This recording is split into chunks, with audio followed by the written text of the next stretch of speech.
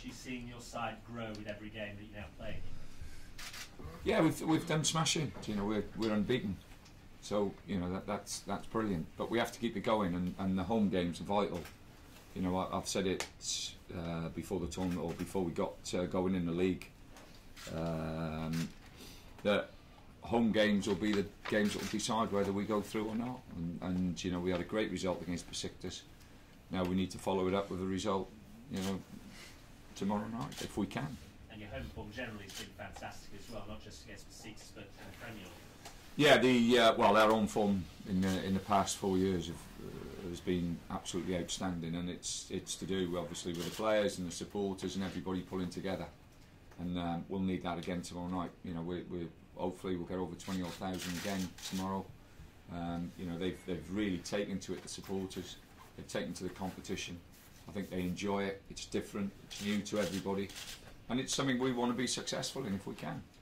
Just digress from this European game as well. Tomorrow, Football League meets. They're going to discuss the league performance plan that's been proposed based on what the Premier League has suggested, funding academies, so forth. Is that a good thing for the Scottish game going forward? You can spend as much time and as much money as you want on youth development. The most important thing in this country is, I think, is getting back to basics with youth people. You know, we have football, I think, reflects society, and I think society, you know, we have to get back to basics in society, and the sooner we do that, the better, and we get that organised and sorted out, then you know, I think you'll have a better chance of bringing kids through. And just finally, once again this week, this idea of time off promotion and relegation in the Premier League's been muted. Would you be in favour of that? No, I think it's you know, what was said. What I think the difficult thing is that everybody in football wants to look after themselves.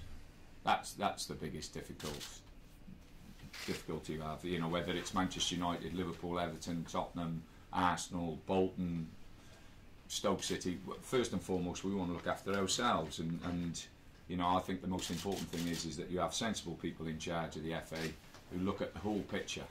If you take the Premiership and see how competitive it is and how well it sells abroad, and then you look at Spanish football and what they've done in Spanish football, Barcelona and Madrid get 90% of the money, and you have a look at the leagues every year and you see Barcelona and Real Madrid at the top, and every week they're winning games.